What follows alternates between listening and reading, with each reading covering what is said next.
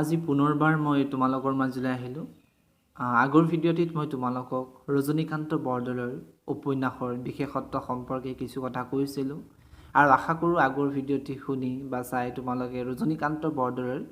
উপন্যাসৰ বিশেষত্ব সম্পৰ্কে কিছু ধাৰণা আয়ত্ত কৰিব পাৰিলা। আৰু আজি মই তোমালোকৰ সন্মুখলৈ লৈ আহিছোঁ ৰজনীকান্ত বৰদলৈৰ অন্যতম উপন্যাস নিৰ্মল ভকতৰ কাহিনী ভাগ। কাৰণ উপন্যাসৰ সামগ্ৰিক বৈশিষ্ট্যৰ আজি আলোচনা কৰাৰ পূৰ্বে আমি কাহিনীটো জানিব লাগিব আৰু সেয়ে আজি মই তোমালোকক নিৰ্মল ভকত উপন্যাসখনত থকা কাহিনীটো থুলমূলকৈ ক'বলৈ চেষ্টা কৰিম।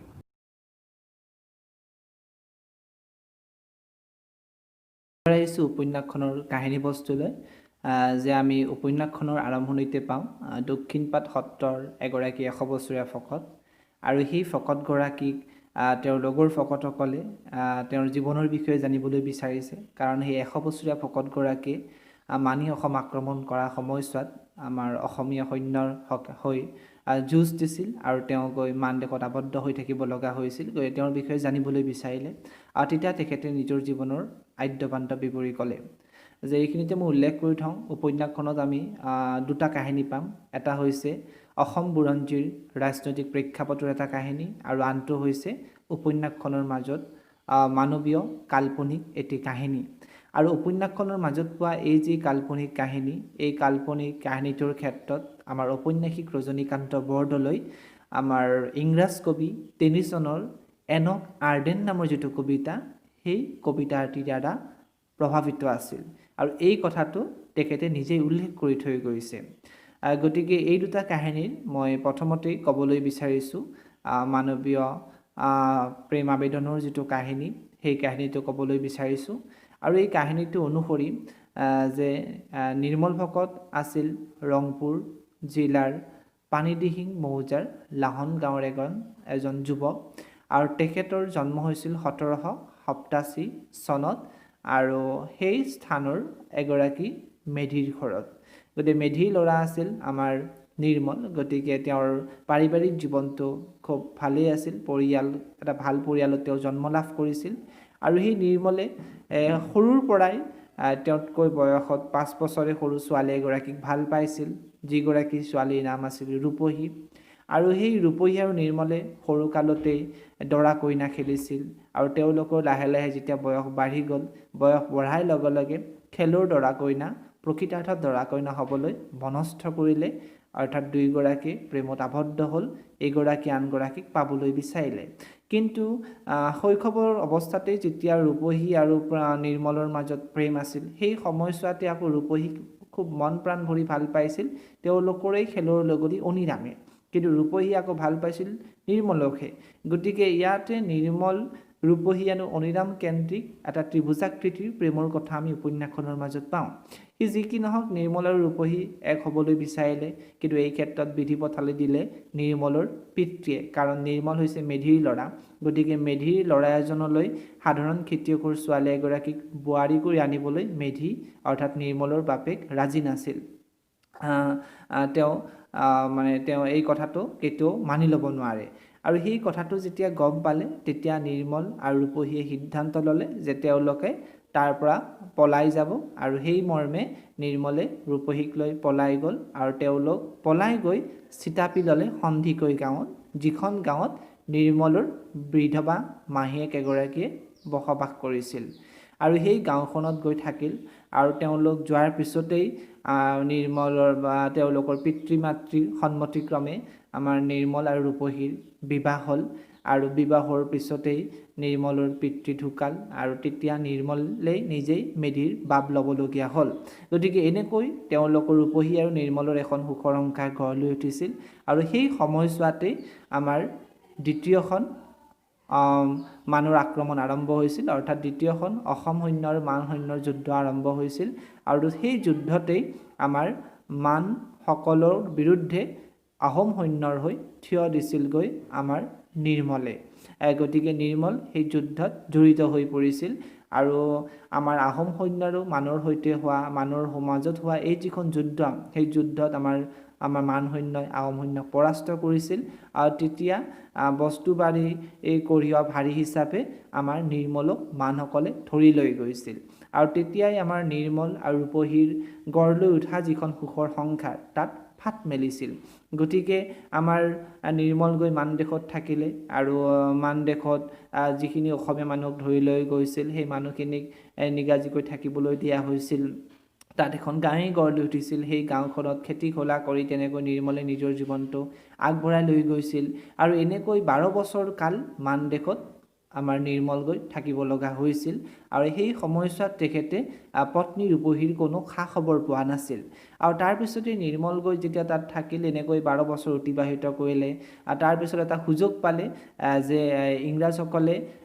মানসকলৰ পৰা অসমখন উদ্ধাৰ কৰিলে আৰু বিশেষ চৰ্ত সাপেক্ষে গতিকে ইংৰাজসকলে মানৰ পৰা যেতিয়া অসমখন উদ্ধাৰ কৰিলে তেতিয়া ইংৰাজ আৰু মানৰ মাজত এটা চৰ্ত হ'ল এটা চুক্তি হ'ল আৰু সেই চুক্তি মৰ্মে মান দেশত থকা অসমৰ যিখিনি বন্দী মানুহ আছে সেই বন্দী মানুহখিনিক মুকলি কৰি দিব লাগে গতিকে সুদীৰ্ঘ 12 বছৰৰ পিছত এই চুক্তি মৰ্মে আমাৰ নিৰ্মলে ঘৰলৈ অহাৰ সুযোগ পালে আৰু তাৰ পিছতে নিৰ্মল নিজ লাহন গাঁৱলৈ আহিল আৰু তেওঁ আহি দেখিলে যে নিজৰ ঘৰ বাৰী একো নাই আৰু কোনো কেউ নাই ঘৰত আৰু তেওঁলোকৰ গাঁৱৰ ওচৰতে হাবিকাটি এখন নতুনকৈ গাঁও হৈছিল সেই গাঁৱত গৈ তেওঁ নিজৰ পৰিচয় দিলে আৰু নিৰ্মলক যেতিয়া সেই ঠাইৰে স্থানীয় মানুহ বুলি গম পালে তেতিয়া সেই গাঁওখনত থকা মানুহখিনিয়ে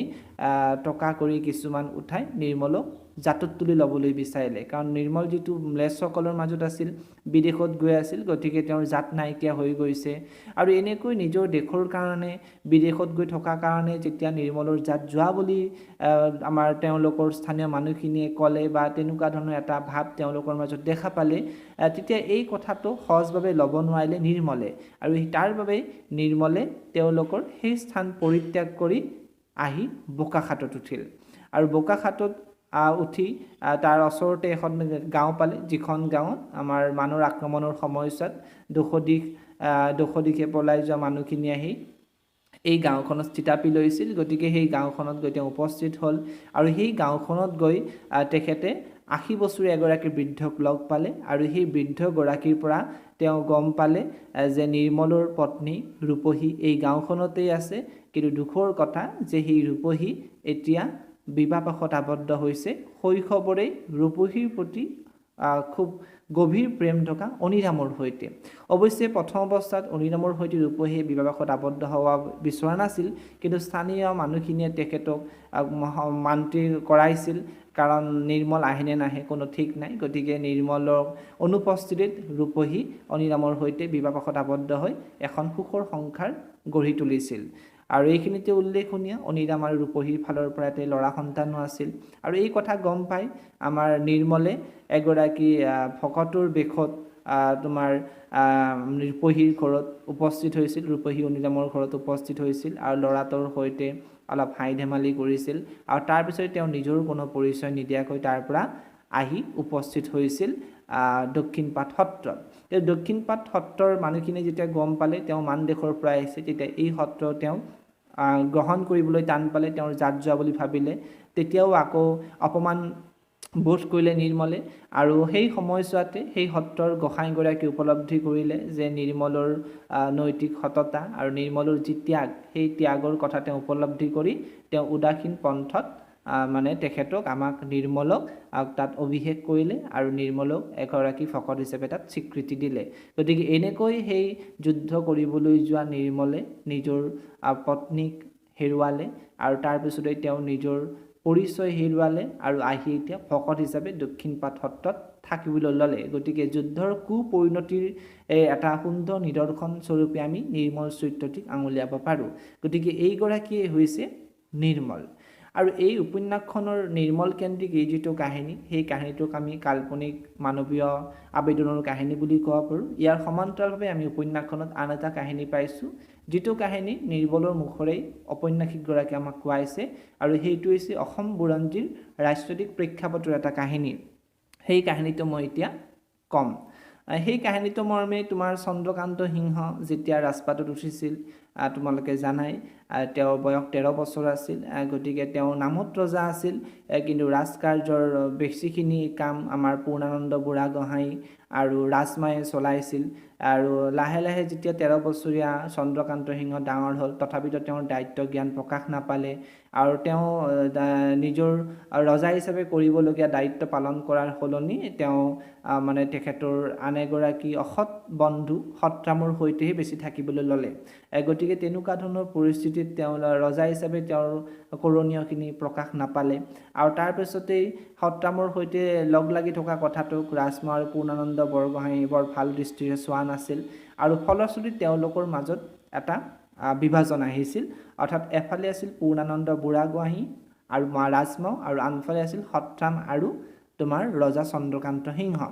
ইফালে আকৌ পূৰ্ণানন্দ বুঢ়াগোহাঁইৰ সৈতে এটা বেয়া সম্পৰ্ক আছিল গুৱাহাটীৰ বদনচন্দ্ৰ বৰফুকনৰ আকৌ সেই বদনচন্দ্ৰ বৰফুকন হৈছে আমাৰ ৰজা চন্দ্ৰকান্ত সিংহৰ শহুৰেক গতিকে যেতিয়া ৰাজমা আৰু পূৰ্ণানন্দ বুঢ়াগোহাঁইৰ পৰা ৰজা ফালৰি কাটি অহাৰ কথা গম পালে তেতিয়া বদনচন্দ্ৰ বৰফুকন আহি ৰজাৰ লগ ল'লে আৰু এই কথাবিলাক দেখি আমাৰ ৰাজমা আৰু মন্ত্ৰী পূৰ্ণানন্দ বুঢ়াগোহাঁই খুব এটা ভাল পোৱা নাছিল আৰু তেতিয়া তেওঁলোকে পৰিকল্পনা কৰি সত্ৰামক নিৰ্বাসন দিয়াইছিল আৰু তেওঁলোকে পৰিকল্পনা কৰিছিল যে বদনচন্দ্ৰ বৰফুকনক বন্দী কৰিব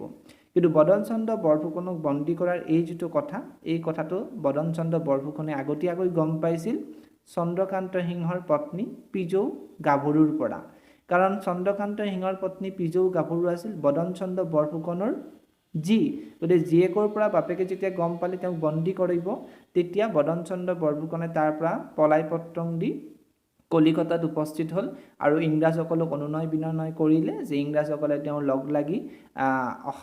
অসমৰ ওপৰত তেওঁলোকে বিশেষ ব্যৱস্থা ল'ব লাগে আহোমৰ ওপৰত আৰু সেই কথাটো যেতিয়া ক'লে কিন্তু ইংৰাজসকলে তেওঁৰ প্ৰতি বিশেষ সহমৰ্মিতা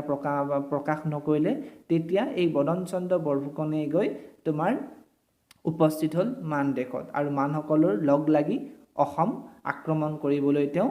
পৰিকল্পনা কৰিলে আৰু পৰিকল্পনা পিছত সফল হ'ল আৰু সেই পৰিকল্পনা মৰ্মেই আমাৰ বদনচন্দ্ৰ বৰফুকনে অনা মানে অসম আক্ৰমণ কৰিলে আৰু এই যুদ্ধত আমাৰ মানসকলৰ হাতত আহোম সৈন্য পৰাস্ত হ'ল আৰু তাৰ পিছতেই কিছু বছৰ পিছত আমাৰ পূৰ্ণানন্দ বুঢ়াগোহাঁইৰ মৃত্যু হ'ল গতিকে ইয়াৰ পিছতে আমাৰ বদনচন্দ্ৰ বৰফুকনেই সৰ্বা হৈ পৰিল আৰু তাৰ পিছতেই আমাৰ ৰাজমাৱে ষড়যন্ত্ৰ কৰি সেই বদনচন্দ্ৰ বৰফুকনক হত্যা কৰালে গতিকে ইফালে পূৰ্ণানন্দ বুঢ়াগোহাঁই নাই বদনচন্দ্ৰ বৰফুকনো নাই গতিকে চন্দ্ৰকান্ত সিংহ ৰজা হৈও তেওঁ নামত ৰজা কিন্তু তেখেতৰ মস্তিষ্ক একো কাম কৰিব নোৱাৰা হ'ল গতিকে অলৰচৰৰ দৰে হৈ পৰিল আৰু তেনেকুৱা এটা মুহূৰ্তত আমাৰ পূৰ্ণানন্দ বুঢ়াগোহাঁইৰ পুত্ৰ আৰু আমাৰ ৰজাৰ সেনাপতি ৰুচিনাথে